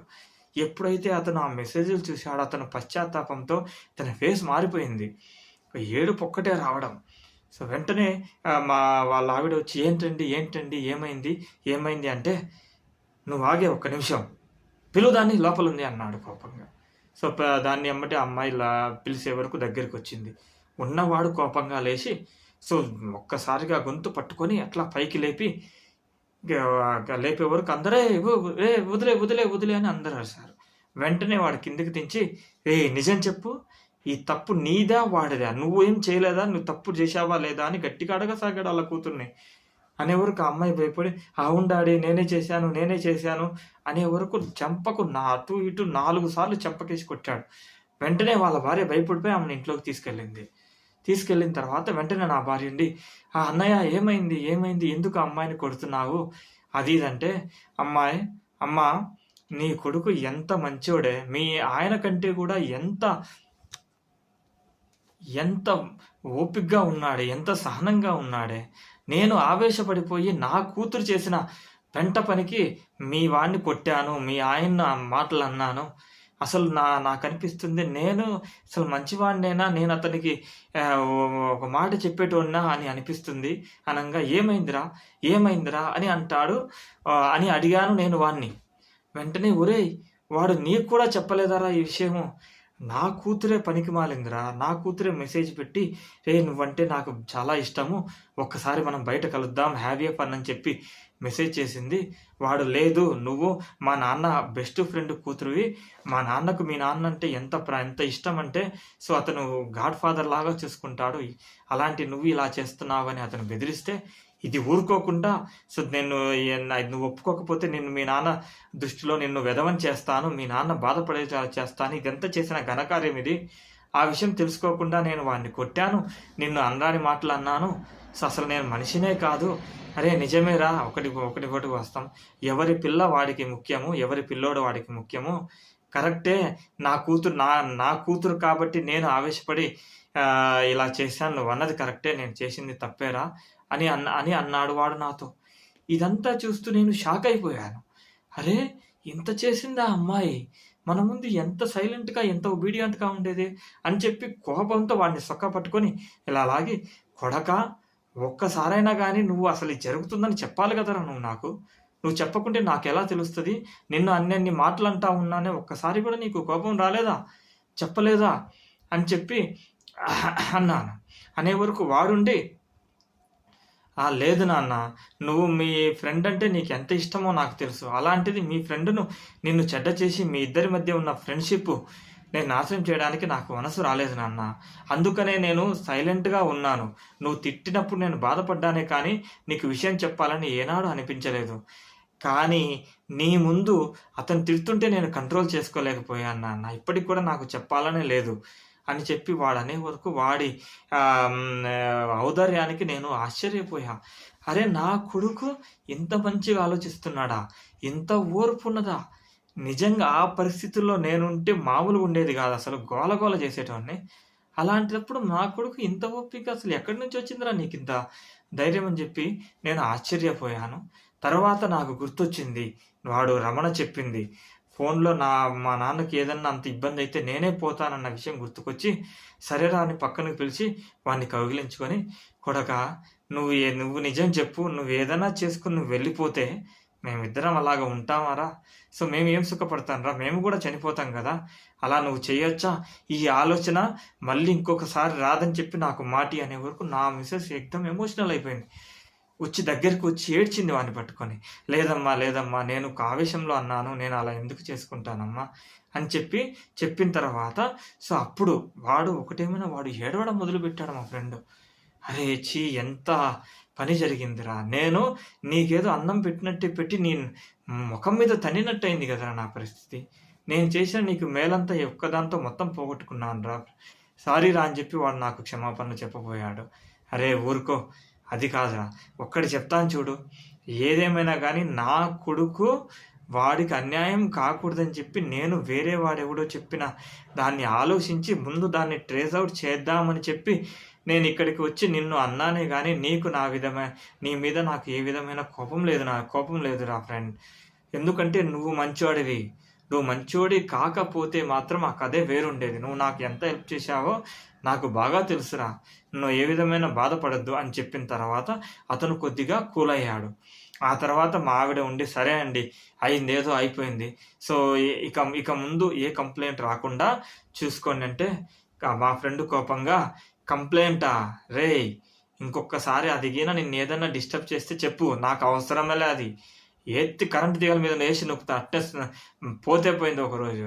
మంచి వాళ్ళు ఉండాలి గానీ ఇలాంటి అసలు నాకు వద్దనే వద్దు అట్లాంటి అమ్మాయి నాకు" అని చెప్పారు. చెప్పే వరకు నేనుండి, "అరే అలా అనమాకురా. ఎంతైనా నీ కూతురు. సో, మనం ఆవేశపడి కాదు, ఆ అమ్మాయికి నిదానంగా నచ్చచెప్పు. నేను నా కొడుకు ఏ విధంగా అయితే నేను నచ్చచెప్పకున్నా వాడు నా మీద ప్రేమ కొద్దీ ఇలా చేశాడో అలాగా నీ ప్రేమను చూపించు. ఏదో ఒకటి చేసి దాన్ని మార్చు" అని అన్నాడు. ఇలా నా కొడుకు గురించి నాకు చెప్పి, వాడి తప్పు లేదని నిరూపించి, వాడు ఏ విధమైన అఘాయిత్యం చేసుకోకుండా చేశాడు. మీరు చెప్పండి. నాకు వాడు ఎవడని ఇంత సహాయం చేశాడు. అలాంటి వాడు చావు బతుకుల్లో ఉంటే హాస్పిటల్‌లో తీసుకెళ్ళి వాడి డబ్బులు నేను పెట్టుకోలేని పరిస్థితా? ఒకవేళ నా కొడుక్కు ఏమై ఉంటే నేను ₹1,00,00,000 పెట్టినా గానీ వచ్చేవా? అని అనే వరకు వైష్ణవి ఉండి ఒక్కసారిగా, "అరే! అంత మంచివాడా ఇతను" అని చెప్పి మనసులో అనుకొని, "అదే అంకుల్, అదే నా బాధ. కనీసం నా వరకు నేనేం చేయలేనే, సో ఇదన్నా చేద్దాం కదా అని చెప్పి నేను అడుగుతున్నాను అంకుల్ ప్లీజ్ అనే వరకు అతను నేను ఒకసారి ఆలోచించి ఆ పెద్దాయన ఒకసారి ఆలోచించి, సరే అమ్మా ఇవన్నీ కాదు, ఎంత బిల్ వస్తుందో హాఫ్ అమౌంట్ నువ్వు పే చేసుకో, రిమైనింగ్ అమౌంట్ నేను పే చేస్తాను అని చెప్పి ఆ వైష్ణవితో అన్నాడు.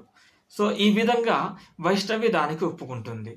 అయితే దీనికి కారణం నేనే అనుకున్న వైష్ణవి నెక్స్ట్ అతని విషయంలో కొద్దిగా జాగ్రత్తగా ఉండి అతనికి ఏదైనా హెల్ప్ చేయాలి, అతనికి కొంతవరకు అతన్ని ఈ బాధల నుంచి బయటపడాలని చెప్పి ఎలాంటి స్టెప్స్ తీసుకుంటుంది.